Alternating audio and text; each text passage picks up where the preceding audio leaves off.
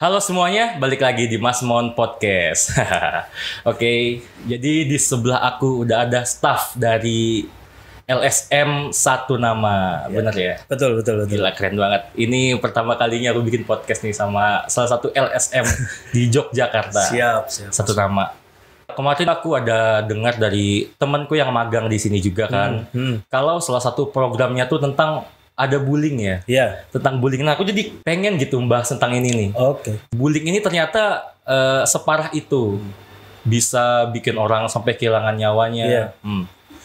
Makanya aku tertarik nih sama ngomongin itu ya. Iya, tertarik ngomongin itu sama Satu Nama dan Mas Leri sini. Mungkin bisa ngejelasin gitu ke orang-orang tentang apa sih itu bullying. Oke. Sebenarnya Mas, bullying itu apa sih? Di pikiranku bullying itu sebatas ngata-ngatain, misalnya oh jelek lu, oh, idiot lu ya, kayak gitu. Sebenarnya bullying itu apa sih? Oke. Jadi kalau kita bicara soal bullying itu mudahnya adalah mengingat 3 kata kunci. Oh, ada 3 kata. Ada 3 kata kunci. Pertama adalah kekerasan. Jadi intensinya adalah dia punya kepentingan untuk berlaku kekerasan terhadap si korban atau si temannya yang kemudian ingin dia bully. Nah, yang kedua adalah itu dilakukan secara terus-menerus. Secara terus-menerus. Sering-sering tiap ketemu dikatain begitu atau tiap ketemu ditendangin atau diapain lah. Nah, itu. Lalu yang ketiga adalah siapa pelakunya? Pelakunya adalah orang yang punya relasi kuasa. Jadi dia lebih berkuasa dari si korban. Jadi kuasa ini macam-macam. Bisa misalnya dilakukan oleh guru terhadap murid.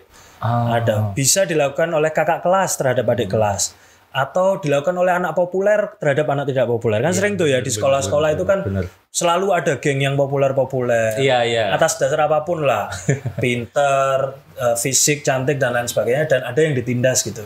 Jadi 3 hal ini. Jadi soal kekerasan dilakukan terus-menerus, dan yang ketiga adalah dilakukan dengan memanfaatkan kuasa. Nah, bentuk yang namanya bullying atau perundungan itu bisa dilihat dari tiga macam. Yang pertama adalah perundungan fisik. Jadi misalnya kalau saya selalu tiap kali ketemu sama Mas Mon, saya pukul atau saya tendangin, saya jorokin gitu. Itu udah masuk ke wilayah fisik karena menggunakan kekerasan fisik untuk kemudian melemahkan martabatmu gitu. Bisa bilang gitu. Yang kedua adalah bentuknya verbal. Verbal itu ngata-ngatain. Ya tadi contohnya idiot atau punya ciri fisik tertentu, pendek lu, cebol, macam-macam begitulah. Hitam dan lain sebagainya. Jadi kata-kata. Lalu yang ketiga adalah relasional. Bentuk relasional itu adalah berupaya untuk melepaskan si korban dari sistem relasi yang ada. Jadi melepaskan dia dari pertemanan. Contoh.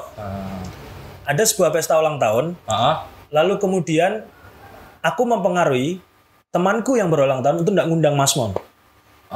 Monte udah nggak usah dimasukkan ke pertemanan ini. Jadi itu bentuk perundungan relasional. Oh, itu bisa disebut dengan bullying juga ya? Bullying juga.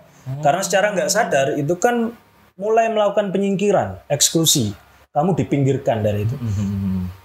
Siapa saja mungkin pernah ya mengalami situasi di mana dia tercerabik dari komunitasnya, dan itu kan nggak enak kan? Ya aku pas kecil sih pernah kayak nggak usah jejak main itu, biarin aja, tinggalin dia tuh, sampai nangis sih itu. Iya kan? Aku nggak punya teman, sedih dan lain sebagainya. Gitu. Jadi itu tadi. Jadi nggak terbatas sama ngata-ngatain ya, terbatas. Fisik pun juga itu bisa disebut dengan bullying. Terus kalau ini mungkin masih sampai sekarang ya masih banyak nih. Kalau ngolok-ngolok temen pakai nama ayahnya itu bisa disebut bullying nggak sih? Iya. Itu kalau di Jawa orang sebut paraban itu ya. Paraban. Jadi ada sebutan yang diambil dari nama bapak itu paling sering itu. Jadi nyebut dengan nama bapak. Sebetulnya itu juga masuk kriteria bullying ketika intensinya adalah kekerasan. Jadi dengan menyebut nama bapak, dia si pelaku hendak merendahkan martabat dari lawan bicaranya. Jadi kalau ada kepentingan untuk itu masuk ke dalam bullying, dan itu diterus-teruskan. Misalnya kan saya dulu ya, misalnya kalau waktu sekolah nyimpen betul tuh nama nama bapak jangan sampai ketahuan. Iya. Selalu ada satu orang yang kemudian akhirnya dengan segala upaya dia berhasil nemu nama bapaknya. Dan dia nyebar-nyebar kemana-mana. Iya benar. Namanya bapaknya dia ini, sebutlah dia dengan ini. Kalau sudah seperti itu masuk ke dalam konteks bullying.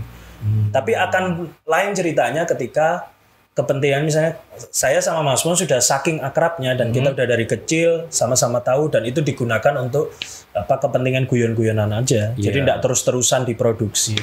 Hanya karena teman, jadinya lebih santai lah. Betul. Tapi agak bahaya juga sih Mas. Maksudnya mungkin anggaplah kita teman dan aku sering dikatain dengan hal yang agak nggak aku suka. Bisa aja kan aku memendam hal itu. Sebenarnya aku nggak suka, tapi aku nggak bilang gitu loh. Iya. Ya itu kan akhirnya akan larinya ke stress management diri kan. Kenapa tema bullying ini paling tepat dibicarakan ketika dikaitkan di kelompok usia remaja? Karena itu kita akan bicara soal kemampuan dia untuk mengelola stresnya tadi. Nah, anak atau remaja dalam batas usia tertentu itu kemampuan filteringnya nggak sama kayak orang dewasa. Benar. Jadi ketika dia mendapat itu, ya responnya bisa kemudian ada dua respon yang sebetulnya paling dominan. Pertama dia menjadi agresif, yang kedua dia menjadi depresif. Depresif itu adalah ya sudah diterima terus-menerus sampai pada giliran waktunya dia meledak atau dia meletup. Nah, itu bisa jadi macam-macam. Variannya kan macam-macam. Ada yang kemudian kabur, ada yang lompat dari ketinggian, ada yang mau mengakhiri hidup dan lain sebagainya. Jadi itu soal kemampuan untuk mengelola segala emosi yang datang sumbernya dari luar itu. Iya, ini sebenarnya bullying ini hal yang berbahaya sih sebenarnya ya.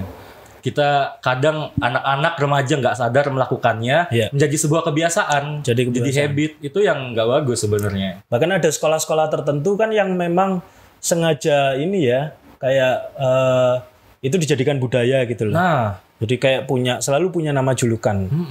Jadi ya ketika itu diproduksi dan kemudian si anak menyadari atau bukan korban lah, si manusianya ini menyadari bahwa ini kepentingannya untuk bercanda atau dan lain sebagainya, it's okay. Tapi ketika itu diproduksi dan kemudian dia sebetulnya tidak nerima julukan itu. Iya. Nah, itu kan responnya tadi bisa jadi dua. Dia akan jadi agresif atau dia akan menjadi depresif. Yang bahaya ini kalau udah sampai depresi kan dia nggak bisa ngomong banyak, nggak bisa melawan, bingung juga.